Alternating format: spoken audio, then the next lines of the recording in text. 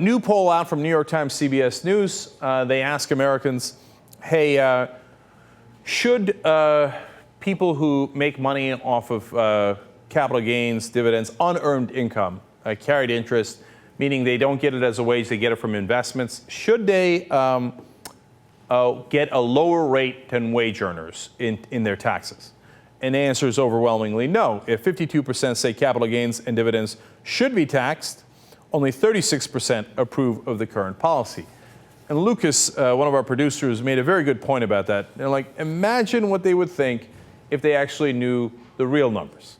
Like, that's just a sense that people have. Oh, well, they're paying less.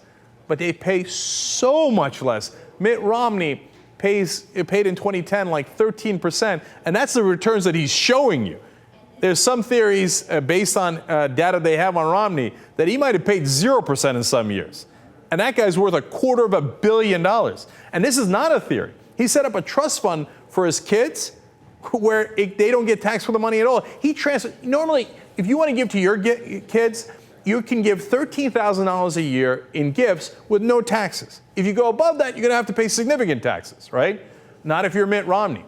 He's got a loophole in a loophole that if he's got carried interest taxes, which he only pays 15% on, but transfers it to his kids in a trust fund, they pay 0%. Later, when they take the money out, many, many years later, after earning all of that interest tax-free for decades, then they pay 15% at the end. So in other words, he's transferred $100 million to his kids without any tax ramifications. If you're rich and you can buy all the loopholes you want, it must be nice. So the American people are pissed about it, but they have no idea how bad it is. But one of the arguments that people use, first of all, you know, they talked to the head of Gallup, you know, the major polling organization in America, and they said, well, is it true that the American people are really mad about this issue? He said, it is the most consistent polling issue, meaning that it does not change. He said, when we ask, should we tax the rich, you can ask, he literally said, you can ask the question any way you like. It's always in the 60s or 70s. There's no other issue that is that consistently clear with the American people. The one thing the Americans agree on is you should tax the rich. Now, does that happen? Of course not. The exact opposite happens. It's a good thing we live in a democracy, right? So no, instead of getting the people's will, now there's an article in the New York Times saying, yeah, all these candidates talking about how the taxes are too low, whether it's Democrats or Newt Gingrich talking about Mitt Romney's taxes. In reality, the idea of raising taxes on the rich, even a dime, is totally undoable in Congress. Why is an issue that is the biggest win, the most clear issue in America, something that it cannot possibly happen in Washington? It's because we don't live in a representative democracy. Our votes don't matter. The only thing that matters is the money that finances our politicians. And one of the tricks that they use is, oh, no. You have to understand this unearned income. It's very important for investments. Otherwise, nobody would do investments. Well, there's a couple of guys that know about investments and know about money. One of them is Warren Buffett. They asked him about this idea. Here's what he said. I have worked with investors for 60 years, and I have yet to see anyone, not even when capital gains rates were 39.9% in 1976 to 77, shy away from a sensible investment because of the tax rate on the potential gain. People invest to make money, and potential taxes have never scared them off. It is a gigantic lie. Here's a guy who is more successful, literally more successful in doing financial investments than anyone in the world.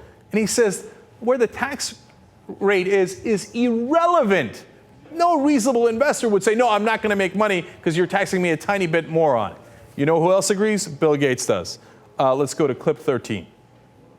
Well, the United States has a huge budget deficit, so taxes are going to have to go up.